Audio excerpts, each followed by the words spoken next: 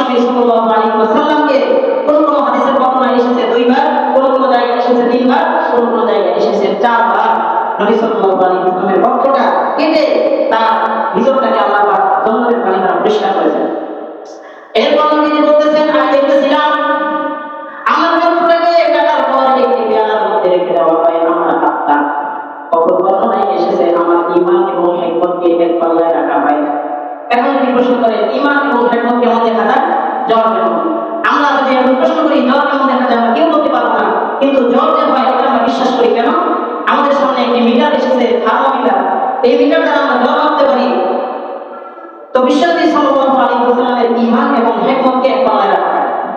এরপর নবীজি বলেন, আমার ঈমান এবং হিকমতকে যখন এক পাল্লায় রাখা হয়, এই পাল্লার মধ্যে রাখার পর আমার ভিতরটাকে সুন্দর করে ফেরেশতারা জন্নতের পানি দ্বারা পবিত্র করে নেয়। আমার ভিতরটাকে ধৌত করার পর সুন্দরভাবে আগুন লাগিয়ে দেয়। লাগিয়ে দেওয়ার পর আমাকে আবার জাগ্রত করা হয়। জাগ্রত করার পর আমি দেখতেছিলাম আমার সামনে সুন্দরভাবে একটি বোরাক দাঁড়িয়ে আছে। বোরাক এসেছে বারিকুন শব্দ থেকে, আর বারিকুন শব্দ এসেছে বারকুন শব্দ থেকে। আর বারকুন শব্দের অর্থ হচ্ছে বিদ্যুৎ, যা বিদ্যুৎ গতিতে দৌড়ায়। নবীজি বলতেছেন, আমার সামনে একটি বোরাক দাঁড়ানো। জিবরাইল আলাইহিস সালাম বোরাকের সামনে বসলেন, আমাকে মাথায় বসাইলেন। আমার পিছনে হযরত জিবরাইল আলাইহিস সালাম বসলেন। বসার পর আমাকে বোরাকের উপরে বিদ্যুৎ গতিতে সামনের দিকে নিয়ে যাচ্ছে। নবীজি এখানে একটা জিনিস লক্ষ্য করলেন যে যখন আমি বোরাকের উপর চললাম, আমি দেখতেছিলাম বোরাকটা সামনের দিকে আগাইতেছিল, কিন্তু বোরাকের যে পা ছিল সেই পাগুলো আস্তে আস্তে ঘুরছে। যেমন এভাবে এখন আমাদের দেশে বিমান আছে, বিমানগুলো যখন উপরের দিকে উঠে তখন তাদের চাকাগুলো যেমন ভাবে ভিতরের দিকে ঢুকিয়ে নেয়। নবীজি বলেন, আমি লক্ষ্য করলাম, আমি দেখতেছিলাম যে ওই বোরাকের পাগুলো সুন্দরভাবে গুছিয়ে নেয়। নবীজি বলেন, আমি সামনের দিকে আসলাম। সামনের দিকে আগানোর পর একটি সাদা জমিন দেখতে পাইলাম। জিবরাইল আলাইহিস সালাম বলতেছেন, ইয়া রাসূলুল্লাহ, ইয়া হাবিবাল্লাহ, আপনি এই জায়গার মধ্যে অবস্থান করেন, দয়া করে একটু নিচে আসেন। আমি জিবরাইলের কথা মতো নিচে নামলাম। আমি নামার পর সেখানে 2 রাকাত নামাজ আদায় করলাম। 2 রাকাত নামাজ আদায় করার পর আমি ফেরেশতা জিবরাইল আলাইহিস সালামকে প্রশ্ন করলাম, ভাই জিবরাইল এটা কোন জায়গা? জিবরাইল আলাইহিস সালাম আমাকে বললেন, এই জায়গার নাম হলো ইয়াসরিব, অর্থাৎ আপনার উপর নবুয়তের দায়িত্ব আসার পর মক্কার কাফিররা যখন আপনার উপর অত্যাচার করবে, তখন এই জায়গার মধ্যে আপনাকে হিজরত করতে আসতে হবে। পরবর্তীতে এই জায়গার নাম হবে মদিনাতুর রাসূল। এই জায়গার নাম হবে মদিনাতুর রাসূল। আপনাকে এই জায়গায় নামিয়ে আমি চিনিয়ে দিয়ে গেলাম যে এই জায়গায় আপনাকে পরবর্তীতে আসতে হবে। এরপর বিশ্বনবী সাল্লাল্লাহু আলাইহি ওয়াসাল্লাম বলতেছেন, আমি আমার ঘোড়াকে আরোহণ করলাম। আমি সামনের দিকে আগাইতেছিলাম। এমন সময় দেখতেছিলাম রাস্তার মাঝখানে একজন বৃদ্ধ লোক আমাকে ডাক দিচ্ছে, মুহাম্মদ এদিকে আসো। আমি তার ডাকে কোনো সাড়া দিলাম না। বিশ্বনবী বলেন, আমি আরো সামনের দিকে আগাইলাম। আগানোর পর আমি দেখলাম একজন বৃদ্ধা মহিলা আমাকে ডাকতেছে আর বলতেছে, মুহাম্মদ এদিকে আসো। আমি তার কথার কোনো সাড়া দিলাম না। আমি সামনের দিকে আগাইতে আগাইতে দেখলাম একজন সুন্দরী সুন্দরী মহিলা সামনে দেখা যায়। সে আমাকে ডাকছে, মুহাম্মদ এদিকে আসো। আমি তার কথায় কোনো সাড়া দিলাম না। সামনে যাওয়ার পর এক জায়গায় আমাকে জিবরাইল আলাইহিস সালাম নামিয়ে দিলেন। নামিয়ে দেওয়ার পর জিবরাইল আলাইহিস সালাম বললেন, ইয়া রাসূলুল্লাহ, এখানে আপনি 2 রাকাত নামাজ আদায় করেন। আমি 2 রাকাত নামাজ আদায় করলাম। আদায় করার পর আমি জিজ্ঞাসা করলাম, ভাই জিবরাইল, ওই লোকটা যে আমাকে সালাম দিল সেই লোকটা কে ছিল? জিবরাইল আলাইহিস সালাম বলতেছেন, ইয়া রাসূলুল্লাহ, আপনি তার ডাকে সাড়া না দিয়ে ভালো করেছেন, কারণ সে ছিল ইবলিস। সে আপনার পরবর্তী উম্মতগুলোকে অত্যন্ত সুন্দরভাবে নিখুঁতভাবে ধোঁকা দেবে এবং মানুষগুলোকে জাহান্নামের পথে নিয়ে যাবে। আপনি তার ডাকে সাড়া না দিয়ে সুন্দর কাজ করেছেন। এইবার তিনি বলতেছে, আমি বললাম, কিন্তু একজন বৃদ্ধা মহিলাকে আমি দেখলাম পড়ে যায় অবস্থা, অসুস্থ মহিলা, সে আমাকে ডাক দিল কেন? বিশ্বনবী সাল্লাল্লাহু আলাইহি ওয়াসাল্লামের জবাবে জিবরাইল আমিন বলতেছেন, ইয়া রাসূলুল্লাহ, ওই ব্যক্তি তো কোনো বৃদ্ধা মহিলা ছিল না, ওই ব্যক্তি ছিল আপনার গুনাহগার উম্মতের বদ আমল। তারা বদ আমল করতে করতে জাহান্নামের দিকে ধাবিত হচ্ছে, আর তারা কিনারার দিকে পড়ে যাচ্ছে, তারা জাহান্নামের দিকে ধাবিত হচ্ছে। এইবার নবী সাল্লাল্লাহু আলাইহি ওয়াসাল্লাম বলতেছেন, আমি দ্বিতীয় একজন ব্যক্তিকে দেখলাম, সুন্দরী সুন্দরী মহিলা।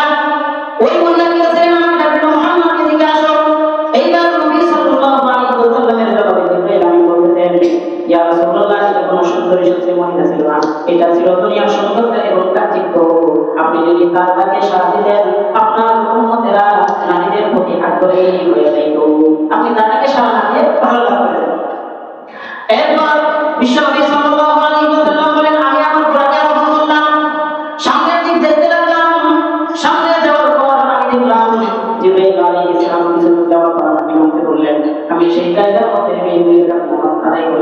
দুই রাকাত নামাজ পড়ার পর জিজ্ঞাসা করলাম ভাই জিবরাইল এটা কোন জায়গা? জিবরাইল আলাইহিস সালাম উত্তর দিলেন ইয়া রাসূলুল্লাহ ইয়া হাবিবাল্লাহ আল্লাহ পাক রব্বুল আলামিন আপনার পূর্বে পৃথিবীর মধ্যে একজন নবী পাঠিয়েছিলেন যে নবীর নাম হযরত ঈসা আলাইহিস সালাম। বাবা ছাড়া বৈধ পন্থায় এই জমিনে এখানেই তার জন্মভূমি, এই জায়গার মধ্যে ওই নবীকে পাঠিয়েছিলেন, এই জন্য এই জায়গার মধ্যে আপনাকে দুই রাকাত নামাজ পড়িয়ে দিলাম। বিশ্বনবী সাল্লাল্লাহু আলাইহি ওয়াসাল্লাম বলতেছেন তো আমি যখন আসলাম এই জায়গায় নামার মধ্যে আমাকে কয়েকজন সালাম দিল। তারা কে? এক নম্বর সালাম দিলেন আসসালামু আলাইকা ইয়া রাসূলুল্লাহ, দ্বিতীয় নম্বর সালামের শব্দ শুনলেন নবী আসসালামু আলাইকা ইয়া আউয়াল, তৃতীয় নম্বর সালাম শুনলেন আসসালামু আলাইকা ইয়া আখির, চতুর্থ নম্বর সালাম শুনলেন আসসালামু আলাইকা ইয়া আশির। এইবার জিবরাইল আলাইহিস সালাম বলতেছেন ইয়া রাসূলুল্লাহ প্রথম সালামটা দিয়েছেন হযরত ইব্রাহিম আলাইহিস সালাম, দ্বিতীয় সালাম দিয়েছেন হযরত মুসা আলাইহিস সালাম, তৃতীয় সালাম দিয়েছেন হযরত ঈসা আলাইহিস সালাম। আপনাকে তার সালাম দিয়ে আপনাকে সম্বর্ধনা জানাচ্ছে। নবী সাল্লাল্লাহু আলাইহি ওয়াসাল্লাম একটু খুশি হলেন, এত দুঃখ কষ্টের মধ্যে ছিলাম, আজকে বিভিন্ন নবীগণ আমাকে সালাম দিচ্ছে। এরপর বিশ্বনবী সাল্লাল্লাহু আলাইহি ওয়াসাল্লাম বলেন আমি আমার বুরাকে আরোহণ করলাম। বুরাকে চড়ার পর আমি যখন সামনের দিকে তাকাইলাম আমি দেখতেছিলাম একজন মানুষ সামনে বসা, তাদের সামনে কোনো একজন ব্যক্তি বিশাল বড় হাত নিয়ে দাঁড়িয়ে আছে। আর তারা ওই সমস্ত লোকদের মাথায় এত জোরে নিক্ষেপ করতেছে, তারা তাদের মাথাগুলো নবীর জন্য হয়ে যাচ্ছে এবং শরীরটা সহ রক্তাক্ত হয়ে যাচ্ছে। এইভাবে দেখার পর আমি জিজ্ঞাসা করলাম ভাই জিবরাইল এই শাস্তি তাদেরকে কেন দেওয়া হচ্ছে?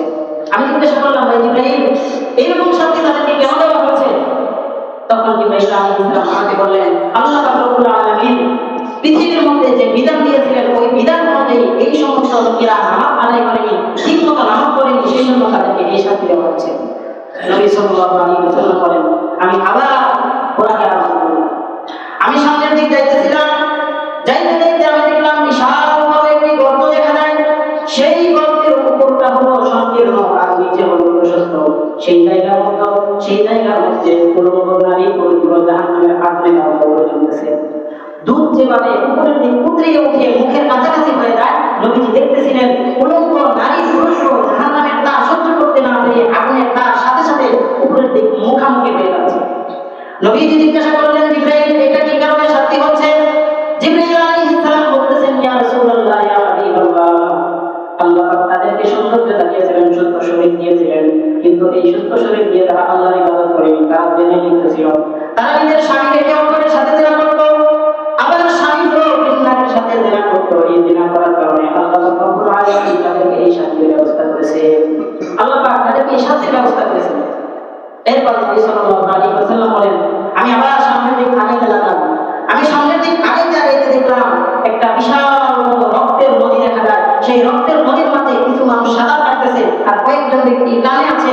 যখন ওই ভিতরের লোকগুলো সাঁতার কাটতে কাটতে কিনারায় চলে আসে তখন ওই লোকগুলো পাথর নিয়ে কণ্ঠ নিয়ে এত জোরে তাদের মাথায় নিক্ষেপ করে তাদের মাথার মস্তকগুলো চূর্ণ বিচূর্ণ হয়ে ছিটকে ছিটকে পড়ে যায়। ওই পাথরের আঘাতের গতিতে তারা আবার মাছ নদীতে চলে যায়, আবার কিনারায় চলে আসে, আবার তাদেরকে পাথর দিয়ে আঘাত করা হয়। এইভাবে তাদের একের পর এক শাস্তি দেওয়া হচ্ছে।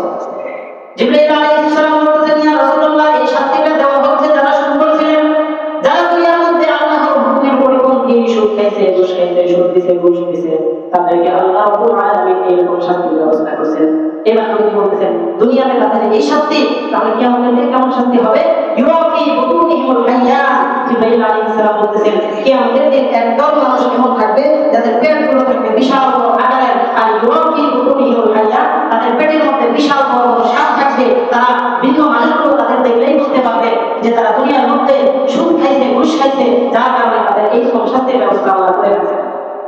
এই জন্য আমরা সকলেই সুদ থেকে বিরত থাকবো ইনশাআল্লাহ। এরপরে নবী সাল্লাল্লাহু আলাইহি ওয়াসাল্লাম বলেন আমি একদল মানুষকে দেখলাম তাদের গাল করার দিয়ে কাটা হচ্ছে। ডান পাশের গাল করার দিয়ে কাটার পর আবার বাম পাশের গাল গুলো করার দিয়ে কাটে। যখন ডান পাশের গাল কাটা শেষ হয়ে যায় বাম পাশের গাল করার দিয়ে কাটে। বাম পাশের গাল করার দিয়ে কাটতে কাটতে ডান পাশের গাল ভালো হয়ে যায়। আবার যখন বাম পাশের গাল কাটার পর ডান পাশে আসে আবার বাম পাশের গাল ভালো হয়ে যায়। আমি জিজ্ঞাসা করলাম ভাই জিবরাইল এই শাস্তির জন্য দেওয়া হচ্ছে? জিবরাইল আলাইহিস সালাম বলতেছেন ইয়া রাসূলুল্লাহ এই সমস্ত মানুষগুলো দুনিয়ার মধ্যে থেকে মিথ্যা কথা বলতেন, প্রতারণা করতেন, যার জন্য আল্লাহ পাক রব্বুল আলামিন তাদেরকে এই শাস্তির ব্যবস্থা করেছেন। এই জন্য মিথ্যা কথা বলা চরম অপরাধ, হারাম। এরপর নবীজি বলেন আমি সামনে আগাইতে সামনে আমি গেলাম, আমি দেখতেছিলাম বিশাল বড় একটা মসজিদ দেখা যায়। আল্লাহ রাব্বুল আলামিন কোরআনে সেটাই বলেছেন, আসরা বিআবদিহি লাইলাম মিনাল মাসজিদিল হারাম ইলাল মাসজিদিল আকসা। নবী সাল্লাল্লাহু আলাইহি ওয়াসাল্লাম বলেন, আমি সামনের দিকে আগাইতে দেখলাম মসজিদে আকসা দেখা যায়। নবী সাল্লাল্লাহু আলাইহি ওয়াসাল্লাম বলেন, আমি মসজিদে নামলাম, নামার পর আমি দেখতেছিলাম পুরো মসজিদ বোঝাই মানুষ, মসজিদ ভর্তি মানুষ, দাঁড়ানোর কোনো জায়গা নাই। জিবরাইল আলাইহিস সালাম আমাকে ইশারা দিলেন, সামনে চলেন। আমি আস্তে আস্তে করে সামনের দিকে চললাম। সামনে যাওয়ার পর আমি দেখলাম শুধুমাত্র ইমামের জায়গা ছাড়া আর কোনো জায়গা খালি নাই। জিবরাইল আলাইহিস সালাম বলতেছেন, ইয়া রাসূলুল্লাহ, এই যে মসজিদ ভর্তি আপনি লোকগুলো দেখতেছেন, মানুষগুলো দেখতেছেন, এই সমস্ত মানুষগুলো আপনার পিছনে নামাজ আদায় করার জন্য অপেক্ষা করছে। এই সমস্ত মানুষগুলো আপনার পিছনে নামাজ পড়ার জন্য অপেক্ষা করছে। নবীজি সময় দেখতেছেন, এখন তো ফজরের ওয়াক্ত হয়ে নাই, এশার নামাজ তো চলে গেছে, এখন কিসের নামাজ?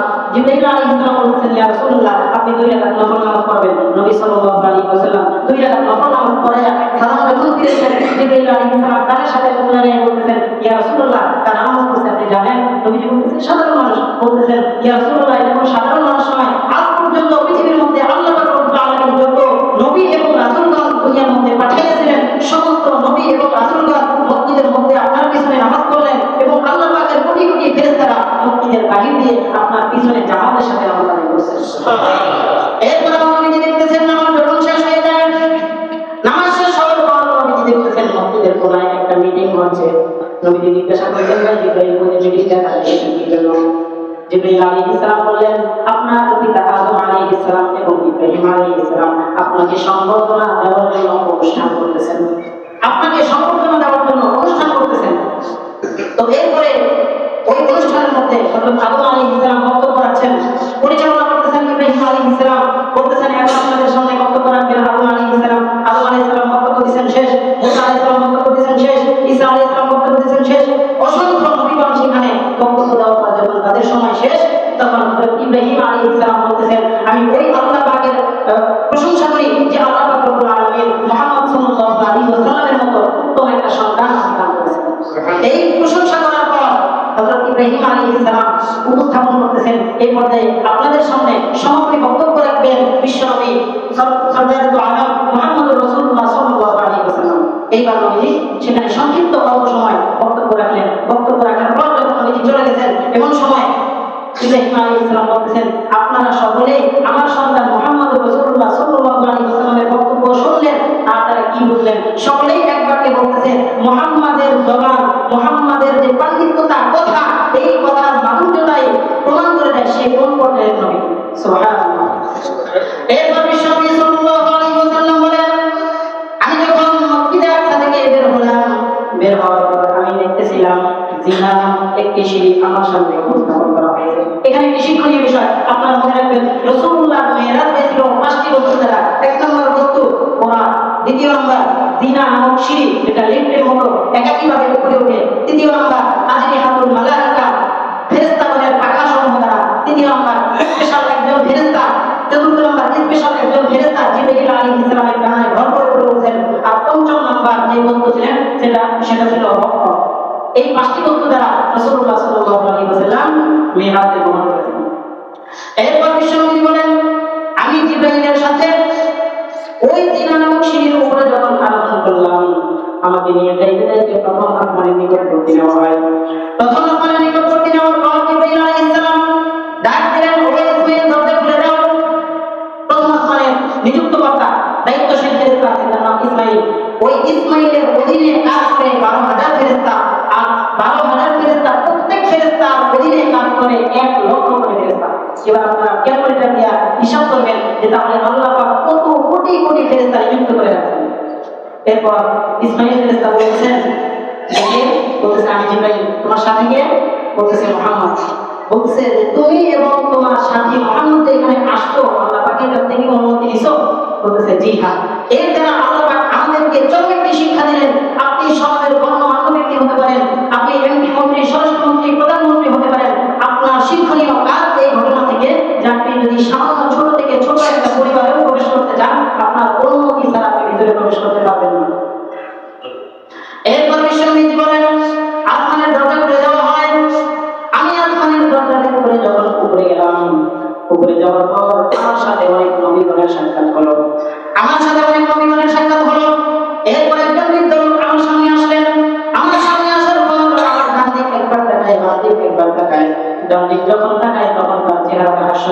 যায়, সুন্দর হয়ে যায়।